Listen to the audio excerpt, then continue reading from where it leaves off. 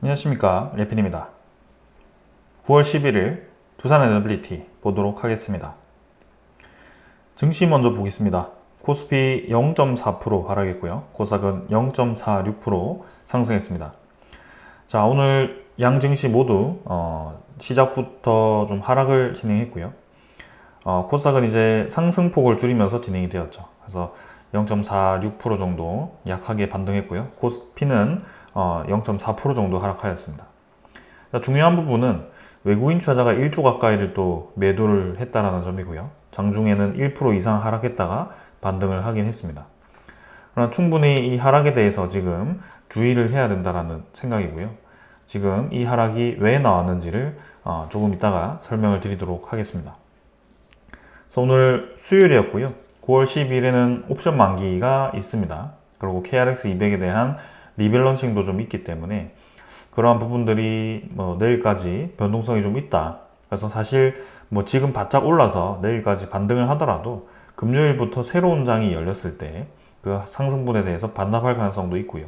지금은 크게 뭔가 이 의미 있는 움직임은 아니다. 그래서 이번 주 자체가 추석 연휴를 앞두고 있기 때문에 거기에 대해서 우리가 상승 하락에 대해서 의미 부여를 할 필요가 별로 없어 보입니다. 그러니까 중요한 것은 이 하락에 대한 부분인데요.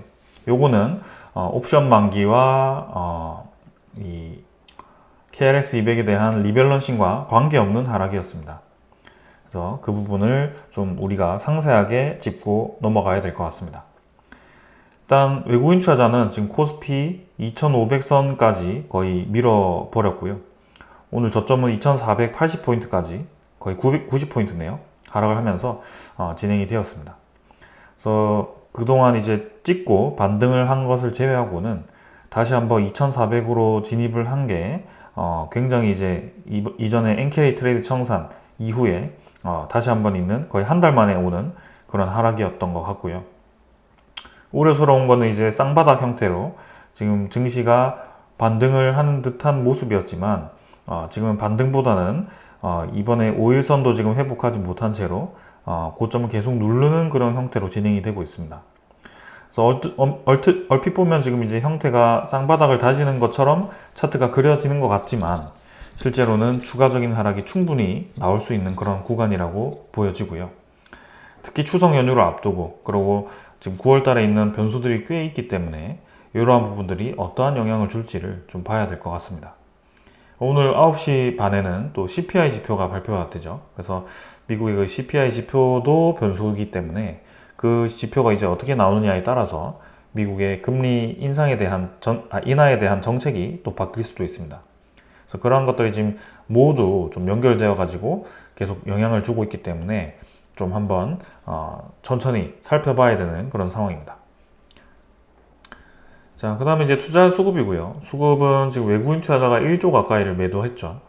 전날도 6,700억, 그 다음에 지금 5,000억, 2,600억 계속 지금 외국인 투자자가 연속적으로 빠져나가고 있다는 것이 눈에 띕니다.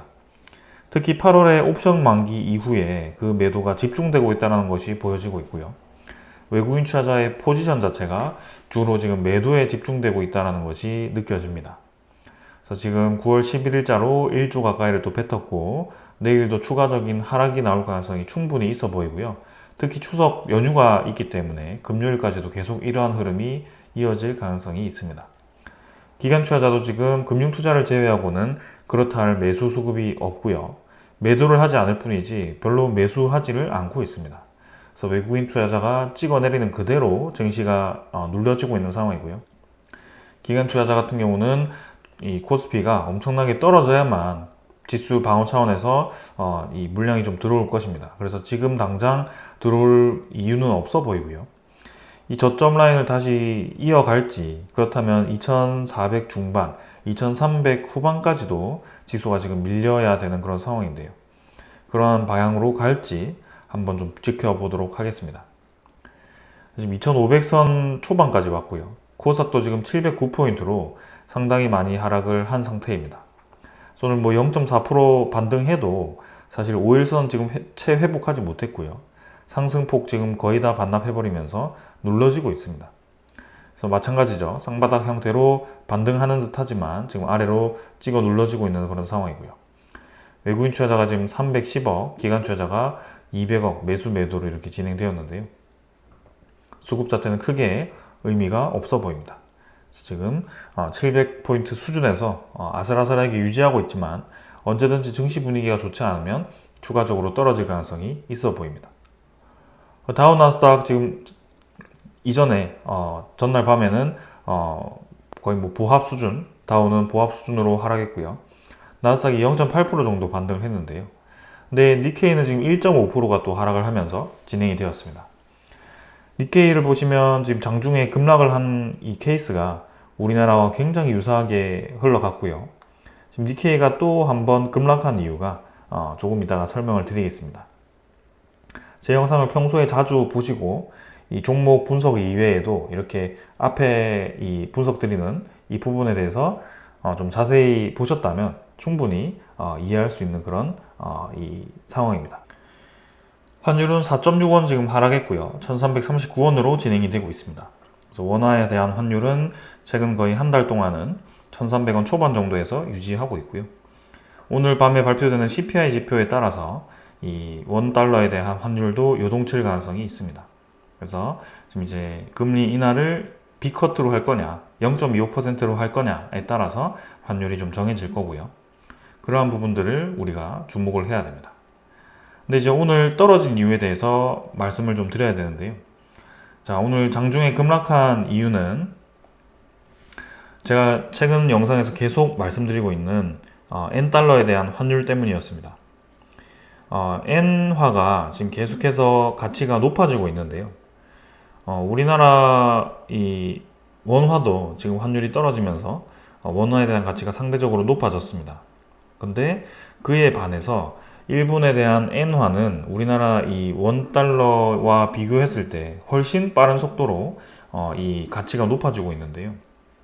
그 이유는 일본에 대한 금리 인상 때문입니다. 이러한 시기에 모든 이 국가들이 금리를 이제 높였다가 떨어뜨리고 있는 그런 상황 속에 지금 일본은 반대로 이제 금리를 마이너스 금리에서 플러스 금리로 전환을 시켰고 플러스 금리에서 이제 계속 금리를 높여가는 상황으로 가고 있습니다. 그렇기 때문에 당연히 일본에 대한 엔화 가치가 높아질 수밖에 없는데요. 일본에 대한 경기 침체가 아주 장기적으로 이어졌고 거기에 대해서 이 과도하게 금리를 낮춰서 오랫동안 유지했던 것이 지금에 와서야 반대로 이제 움직이는 그런 상황이 만들어졌다. 그래서 이 금리를 높이는 이유는 물가를 잡기 위해서이고요. 일본의 지금 물가가 높아지고 있다고 합니다. 그래서 그 물가를 잡기 위해서 금리를 다시 높이는데 그동안 아주 오랫동안 마이너스 금리로 유지되던 그런 금리가 갑자기 플러스로 전환된 것도 상당히 충격적이었는데 그게 0.25% 이제 9월 달에 발표되는 금리가 또 높아진다고 한다면 일본의 그런 자금, 그 다음에 전 세계에 나와 있는 그런 엔화의 자금이 상당히 빠르게 일본으로 다시 빨려 들어갈 수 있다라는 분석이 나옵니다. 그게 엔캐리 트레이드 청산이고요. 엔캐리 트레이드라는 것 자체가 낮은 이 금리로 인해서 나와 있던 일본의 엔화가 그 엔화가 그냥 나와 있진 않겠죠. 시중에 뭐 엔화가 풀려 있다는 것 자체가 현금으로 그냥 나와 있다는 게 아니고 뭐 부동산이든 주식이든 여러 이제 뭐 채권이든 그런 여러 국가에다가 그렇게 투자가 되어 있을 겁니다. 근데 그게 이제 수익 실현을 하면서 돌아왔을 때 이제 일본으로 이제 들어온다는 거고 그걸 할 수밖에 없는 이유는 이 일본에 대한 금리가 높아지고 있기 때문에 거기에 대한 이제 부채가 상당히 부담스럽다는 거죠. 부채에 대한 이자율이 높아지는 거죠. 그렇기 때문에 내가 뭐 수익 실현을 하냐 마냐 문제보다도 이 금리 인상 그 자체가 영향을 주고 있다라고 보시면 되겠습니다. 그래서 일본의 그 금리 인상이 아주 무리하게 진행되지는 않을 건데요. 근데 이 시장 자체는 이미 굉장히 이 일본의 엔화에 대한 금리 상승에 대해서 상당히 눈여겨서 보고 있는 것 같습니다. 그렇기 때문에 지금 우리나라 증시도 일본 증시와 함께 아주 빠르게 급락을 했던 이 움직임이 있었고요. 그만큼 우리나라 증시에도 상당히 충격적으로 지금 오고 있다. 그래서 지금 미국에 대한 금리가 B커트로 떨어진다면, 반대로 또 일본 금리가 올라간다면 지금 완전 정반대로 지금 금리가 마주보는 그런 상황이 생기는 거고요. 일본의 엔화에 대한 가치가 더 빠르게 올라갔을 때는 엔캐리 트레이드 청산에 대해서 가속도를 붙일 수 있다. 그래서 그러한 불확실성들이 계속 외국인 투자자에 대한 이탈로 진행이 되고 있고, 이런 것들이 상당히 우리에게는 부담스럽다라고 보시면 되겠습니다. 자, 지수 선물 같은 경우는 미국 증시 하락하고 있고요. 유럽 증시는 덤덤하게 진행 중입니다. 그래서 지금 엔캐리 트레이드 청산에 대한 영향은 우리나라와 특히 일본이 좀 영향을 많이 받고 있고요. 그 두 증시가 굉장히 밀접하게 움직이는 모습입니다. 원자재 가격을 보시면 지금 국제유가는 67달러, 그 다음에 천연가스는 2.2달러로 전날과 거의 유사하지만 국제유가가 조금씩 떨어지면서 진행 중이고요. 좀 반등했습니다만 67달러 수준으로 진행 중입니다. 그리고 환율 보시면은 지금 원화에 대한 환율보다는 달러 N에 대한 환율이 상당히 지금 충격적이었고요. 오늘 장중에 이 141엔 밑으로, 그죠? 140엔까지 도달을 했었습니다. 굉장히 이제 시장 입장에서는 부담스러운 가격까지 떨어졌었고요. 그래서 엔화에 대한 가치가 갑자기 급등을 했을 때 증시가 급락을 하는 모습을 보였고, 그게 조금 이제 깔아앉으면서 진행되니까 다시 이 증시도 좀 반등하면서 진행이 되었던 것 같습니다. 그러나 증시가 지금 마지막에 꼬리를 달고 반등했다는 것이 중요한 게 아니라 결국에는 이러한 불확실성 자체가 이 투자자들에게 영향을 주고 있다. 이미 외국인 투자자가 지금 수조 원대를 며칠째 지금 매도를 하고 있는데요. 이 매도세가 멈추기 위해서는 이러한 시장에 대한 불확실성 자체가 멈추어야 되는데, 지금 그게 9월 달에는 상당히 복잡하게 얽혀 있다. 그래서 조금 몇 주 정도는 더 지켜봐야지 증시에 대한 분위기가 좀 풀릴 것 같고요. 하필 또 11월에 미국의 대선이 있습니다. 지금 뭐 트럼프가 우세다, 이 해리스가 우세다 하면서 계속 그 자산들이 요동을 치고 있는데요. 그러한 부분들도 영향을 좀 주고 있습니다. 그래서 미국의 민주당과 미국의 공화당은 정책 자체가 상당히 비슷한 면도 있고 이 다른 면도 있습니다. 특히 부채 입장에서는 공화당은 부채를 줄이기를 원하고요. 민주당에서는 지금처럼 계속 부채를 유지를 하길 원합니다. 그렇다는 말은 부채를 유지하기 위해서는 채권 발행을 계속 이어가야 된다는 거고, 그 채권 발행을 높였을 때 채권에 대한 가격이 하락을 하면서 채권 금리가 높아진다는 것이고요. 그 채권 금리가 높아진다는 것은 기준 금리가 높이 유지가 돼야 된다고 볼 수밖에 없습니다. 근데 공화당 같은 경우는 채권에 대한 발행을 줄일 거고요. 거기에 대해서 부채를 줄일 건데요. 또 이러한 부분이 갑작스럽게 시장의 트리거가 되어서 경기 침체와 금융 위기를 불러올 수 있다는 그런 분석도 있습니다. 그래서 이러한 것들 자체가 굉장히 불확실한 상황이고, 11월 기점으로 해서 시장이 어떠한 반응을 할지도 상당히 우려스러운 상황입니다. 왜냐하면 그동안은 이제 미국의 대선을 핑계로 해서 좀 시장에 친화적인 정책을 펼쳤다면, 이제 대선이 끝나고 났을 때는 이제는 시장에 대해서 좀 현실적으로 이 상황을 받아들여야 될 때고요. 그렇게 되었을 때 시장에 대한 충격이 어떻게 진행될 건가. 이미 이렇게 오랫동안 금리를 높였다가 지금 떨어뜨리지 않고 있는 것 자체가 경기 침체에 대한 속도가 어떻게 될지 아직 아무도 알지 못하는 상황이고요. 매달 발표되는 실업 수당 청구 건수, 그 다음에 고용 지표, 그 다음에 CPI 지표, PPI 지표, 이러한 것들로 계속 이제 FOMC에서 이 금리를 떨어뜨릴까, 얼마나 떨어뜨릴까를 결정을 하고 있는데요. 그 통계 자체가 그렇게 신뢰도가 높지 않다면 아직까지 우리가 이 시장이 어떠한 방향으로 갈지는 확실하게 알 수가 없습니다. 그래서 이러한 것들을 고려를 해야 될 때가 되었고, 지금 계속 그러한 관점에서 본다면 투자를 무리하게 진행할 때가 아니고, 지금은 기회가 된다면 점점 비중을 축소해서 최대한 현금을 확보해야 될 때다라는 생각이 좀 들고 있습니다. 그래서 이러한 부분들을 좀 명심해서 지켜보시면 될 것 같고요. 내가 투자를 하다가 어느 정도 종목을 익절했다라고 한다면 그걸 다시 투입하기보다는 좀 이제 기다리면서 시장을 지켜봐야 될 때가 아닌가라는 생각입니다. 자, 오늘 이 정도로 시장에 대한 움직임을 살펴보았고요. 종목으로 넘어가도록 하겠습니다. 두산에너빌리티 보겠습니다. 오늘 190원 하락했고요. 1.15% 하락했습니다. 16,370원으로 마무리되었죠. 뭐 오늘 하락했지만 마찬가지입니다. 코스피 움직임대로 두산에너빌리티도 하락을 했던 것으로 보여지고요. 전체적인 뭐 움직임 자체가 좋지 않았습니다. 원자력 테마들도 지금 뭐 보합 수준 아니면 좀 하락해서 진행이 되었고요. 코스피 자체가 계속 이탈을 하고 있기 때문에 아래로 눌러지고 있기 때문에 두산에너빌리티가 올라갈 수가 없죠. 시간의 거래도 거의 없었고요. 지금은 이번 주 자체는 만기일도 만기일이고 시장에 대한 변수들도 많기 때문에 가볍게 넘어가자라고 말씀을 드렸습니다. 그래서 차트는 크게 중요해 보이지는 않습니다. 거래량도 200만 주로 적었고요. 지금 며칠째 계속 떨어지고 있지만 코스피 움직임 자체가 이렇다. 그리고 투자자 수급도 마찬가지. 외국인 투자자가 집중적으로 코스피에서 이탈을 하고 있기 때문에 두산에너빌리티도 크게 지금 외국인 투자자가 들어오지 못하고 계속 나가고 있는 것처럼 보이죠. 그래서 20만 주 정도 이탈했고요. 기관 투자자도 투신 투자자 14만 주 정도 매도하면서 오늘 대부분의 물량이 투신 투자자로부터 나왔습니다. 연기금 투자자도 뭐 매수 매도 계속 반복하고 있고요.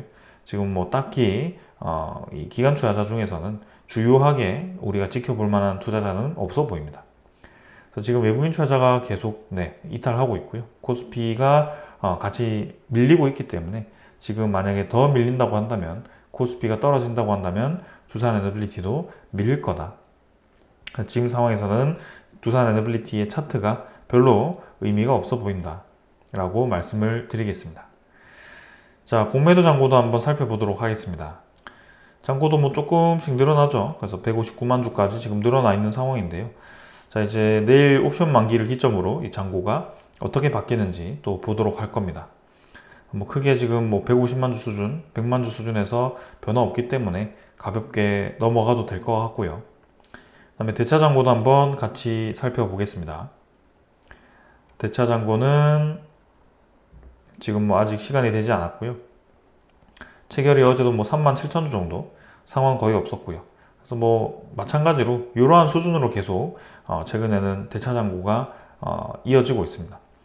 뭐 체결도 적극적이지 않고 상환도 적극적이지 않은 뭐 그런 상황. 그래서 아직은 알 수가 없는 상황이다. 외국인 추정 물량과 당일 물량 거의 동일했고요. 한 20만 주 정도 매도 나왔습니다. 그래서 외국인 보율이 20.9%까지 지금 조금 떨어졌는데요. 마찬가지입니다.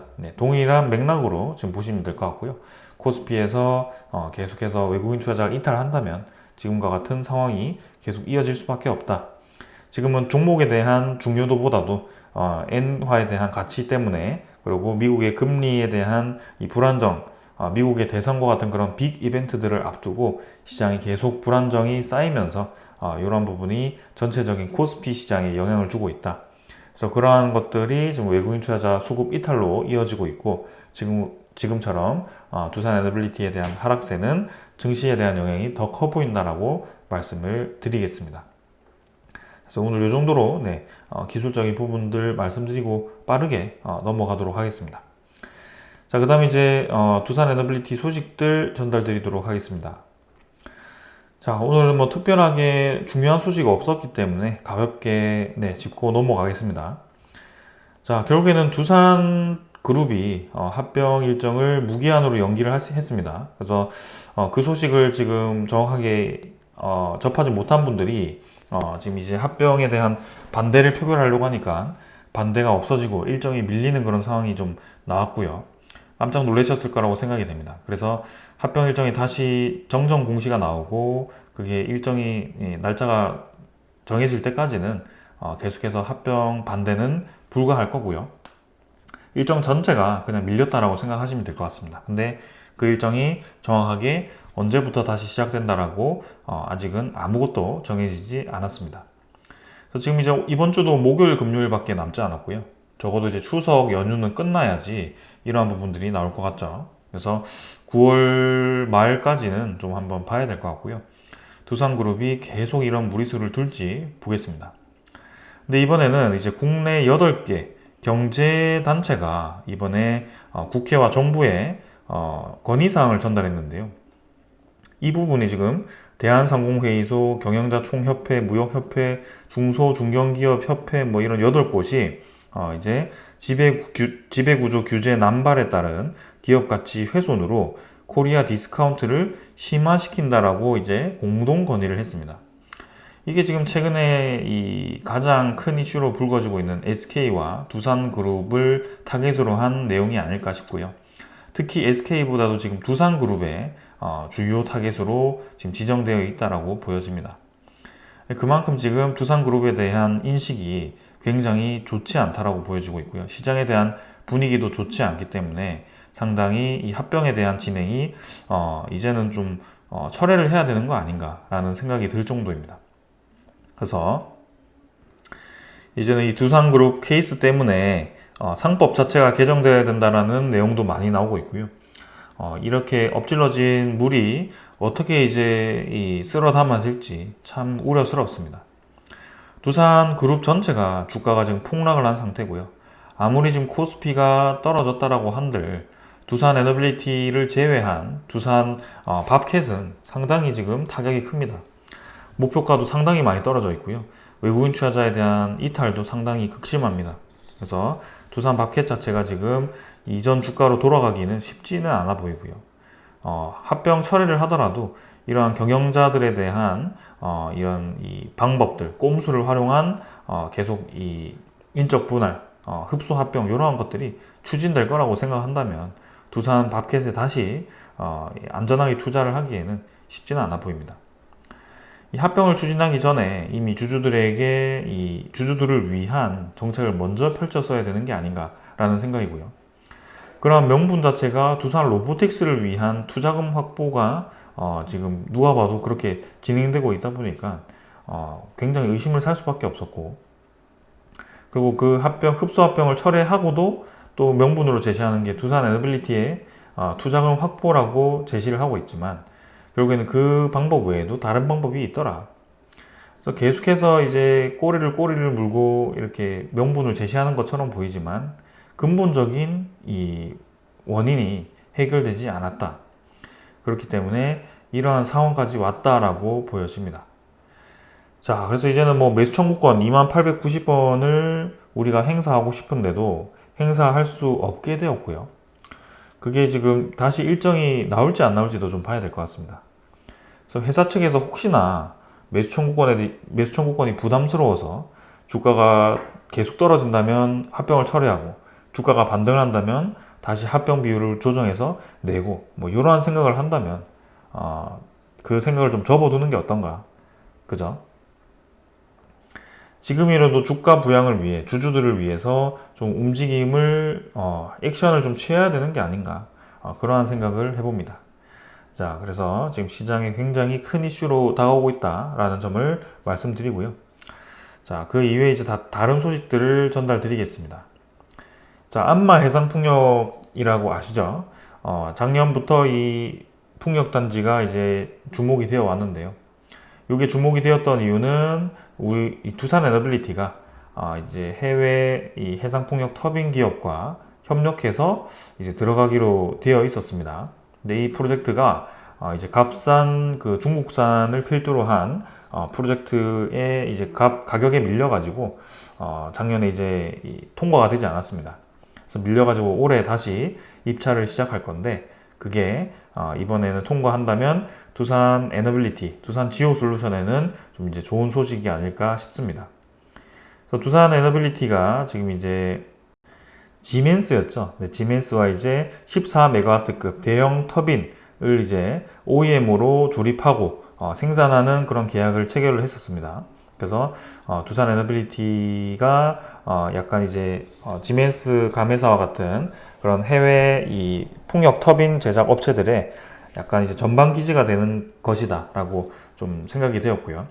이제 해상 풍력 단지가 저렇게 선례로 두산 에너빌리티가 제작을 했다면 이제 다른 이 단지들도 계속해서 두산 에너빌리티가 OEM을 맡아서 진행시킬 가능성도 있고요.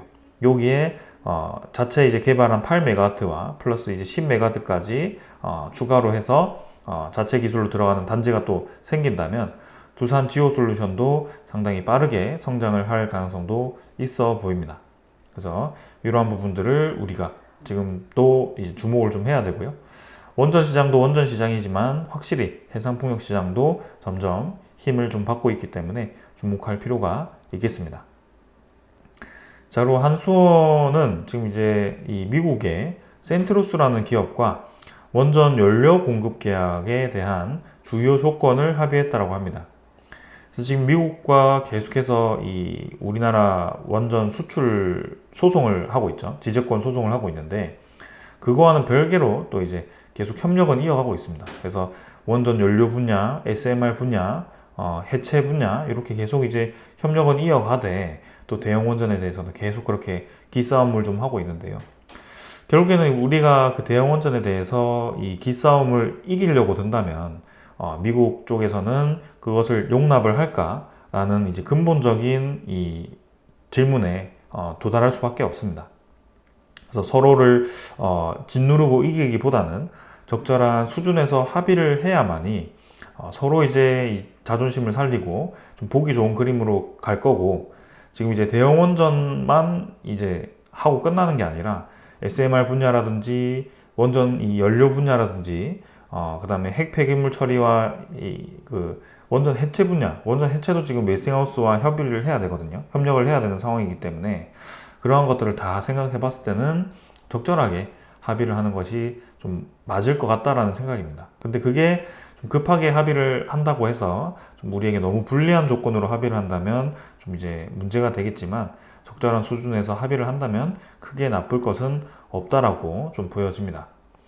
지금은 이 합의로 인해서 우리가 돈을 얼마를 지불한다. 그래서 체코 원전 24주에서 얼마가 까진다에 대해서 집중 보도를 하는 그런 언론들이 있겠지만, 요거보다는 결국에는 우리가 이 돈을 까져서 좀 이제 이익률이 좀 떨어지는 프로젝트가 되긴 했지만, 결국에는 이 프로젝트 외에 폴란드, 사우디, UAE, 뭐 네덜란드 이런 여러 대형 원전과 그 다음에 미국과의 직접적인 SMR 협력, 그리고 웨스팅하우스도 SMR 모델을 개발하고 있기 때문에, 특히 최근에 현대건설과 웨스팅하우스가 많은 협력 관계를 구축하고 있기 때문에 이런 것들 봤을 때는 우리나라 이 기업들 입장에서는 적절하게 합의하는 것이 상당히 큰 이득이 될 수 있다고 볼 수 있습니다. 그래서 폴란드 1차 원전의 기자재가 어떤 기업이 들어갈지는 모르겠지만 두산 에너빌리티로 다시 스팀 터빈과 같은 그런 기자재가 요청이 들어올 수도 있고요. 그리고 이제 여러 프로젝트들에 이제 우리나라가 수주한 거는 두산 에너빌리티가 원자로까지 제작해서 납품을 할 거고요. 그런 것들 다 생각해 봤을 때는 상당히 시장 파이가 커진다. 그런 거에 우리가 좀 집중을 해야 될 것 같습니다. 자, 그래서 웨스팅하우스에 대한 합의가 언제 이루어지는지 그게 이제 중요해 보이고요. 그런 것들을 좀 시간을 두고 기다려 봐야 될 것 같습니다. 그리고 이번에는 이제 한수원이 미국 웨스팅하우스 출신 엔지니어의 감사패를 이제 전달을 하면서 조금 이제 유화스러운 그런 분위기를 연출을 하고 있습니다. 그래서 계속 싸우기보다는 이제는 좀 적절하게 손을 내밀면서 합의를 해 나가는 과정이다. 그런 과정에서 이번에 미국과의 핵연료 협의를 한 게 아닌가라는 생각도 좀 들고요. 조만간 이제 어떤 소식이 좀 나올 거라고 기대하고 한번 지켜보도록 하겠습니다. 자, 일단 종목을 떠나서 가장 큰 문제는 지금 이 시장입니다. 시장. 그죠? 시장에 대한 문제가 굉장히 크기 때문에 이번 9월부터 11월까지는 계속 변수가 많을 것 같습니다. 심지어 시장이 이제 11월에 끝나고도, 그죠? 내년 이 연말까지, 초까지 갔을 때 또 그러한 부분들이 계속 문제가 될 거고요. 우리나라 자체로도 지금 금투세를 시행하냐 마냐, 그것도 문제죠. 그래서 2025년 1월 1일부터 바로 그게 시행되는 거기 때문에 5천만 원 이상 수익을 본 분들은 아무래도 24년도에 다 익절을 해버리고 주식을 다시 들어가든지 뭐 좀 그런 혼란스러운 상황이 생길 겁니다. 그래서 여러모로 지금 9월부터 12월까지는 상당히 좀 복잡한 상황이다. 그러한 것들 때문에 시장이 좀 눌러지면서 두산 에너빌리티도 힘을 못 쓰고 있고요. 두산 에너빌리티가 합병 이슈 때문에 좀 비난을 받고, 그다음에 이 원전에 대한 불확실성으로 좀 이제 주가가 못 올라가는 것도 맞지만, 사실상 그것보다도 저는 이 시장에 대한 영향이 크다라고 보고 있습니다. 그래서 우리가 이 종목에 대해서 너무 비난할 필요도 없고요. 지금 뭐 경영진은 비난하되 이 기업 자체는 크게 비난할 필요는 없다라고 생각을 합니다. 그래서 지금 그 정도로 좀 보고요. 뭐 당장 삼성전자만 보더라도 네, 현대차, 기아 뭐 이런 모든 이 우량주들이 주가가 계속 떨어지고 있기 때문에 이러한 부분들만 보더라도 지금 어떠한 상황인지 이해를 하실 겁니다. 그래서 한번 이번 주는 추석 연휴 전이기 때문에 가볍게 넘기도록 하고요. 주요하게 이제 이 FOMC에 대한 결정, 그 전에 오늘 발표되는 CPI 지표, 그다음에 일본의 금리 인상이 추가로 나오는지 그러한 것들 살펴보면서 한번 이 어려운 상황을 풀어나가 보도록 하겠습니다. 자, 오늘 여기까지 하고 마무리를 하겠습니다. 감사합니다.